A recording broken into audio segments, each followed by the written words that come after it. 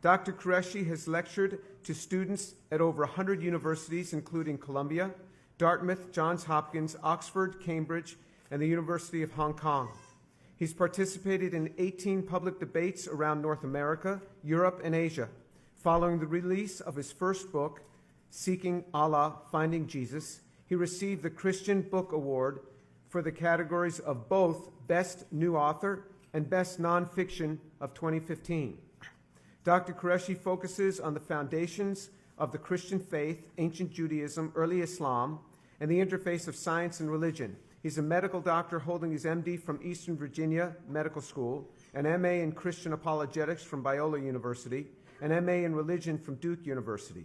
He took language and religion classes at Rice in 2012 to 2013 and was then admitted to the religion department at Rice to pursue his PhD. However, at the last minute, he declined the offer from Rice and went full-time with Ravi Zacharias International Ministries, concurrent with his attaining a Master's of Philosophy degree in Judaism and Christianity from Oxford University in the UK. He's currently pursuing a doctorate in New Testament studies at Oxford University. He's a busy guy, and there's a lot going on here. Something which Dr. Qureshi has been quite public about is that he returned to Houston in the summer of 2016 for treatment at MD Anderson Cancer Center after receiving the diagnosis of stage 4 stomach cancer with a projected survival period of 9 months and a 4% chance of recovery.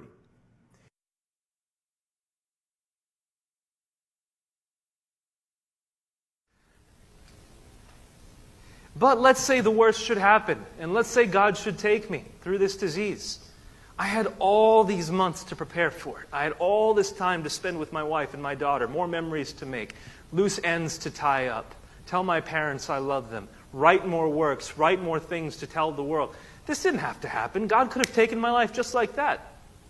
The end could have come just like that. It happens for people all around the world. So who am I to say that this is a tragedy of the worst order? It's not. There's much worse that's going on in the world today. But no matter what is going on, I cannot think of something worse than being crucified. And of all the reasons to be crucified, I cannot think of anything worse than to be crucified because I love the people who are crucifying me. To save the very people who are crucifying me. That is the worst. And I think about what Jesus went through for us on the cross. When I start feeling self-pity and I start thinking, what is happening to me? I just turn my eyes to Jesus. And I say, Jesus, what you did for me on the cross far outweighs anything I'm going through right now. There is nothing I am going through that compares to what you went through for me. I will not forsake His name. In the face of any pain, in the face of any suffering, I will not forsake His name. And here's the thing, finally, to close with. If death should come, and by the way, I'm believing for a miracle.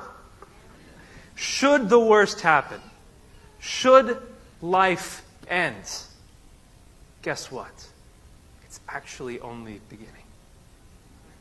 Because of what Christ has done for us on the cross, it is just the beginning of our real life.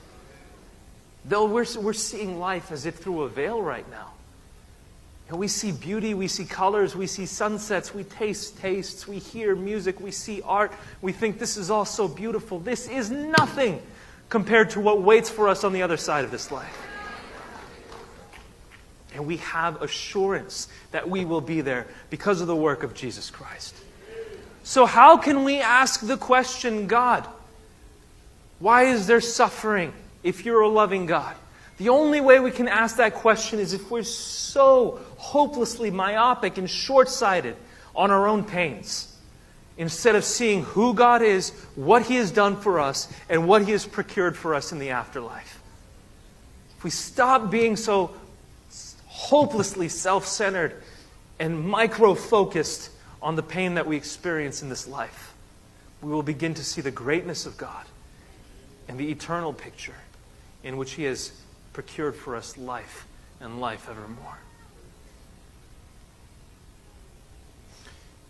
in the face of an eternal life of bliss with our Creator, no amount of suffering or pain on this earth can shake our confidence in Him. Okay, I think that's it. Thank you very much, everyone, for listening. Our God is a God of love, and that should be what keeps us driven. That should be foremost in our mind. So whether you're talking to a Hindu, a Jew, a Muslim, a Christian, whoever you're talking to, may it be out of love. Thanks very much, everyone. I'll talk to you again soon, I'm sure. Bye-bye.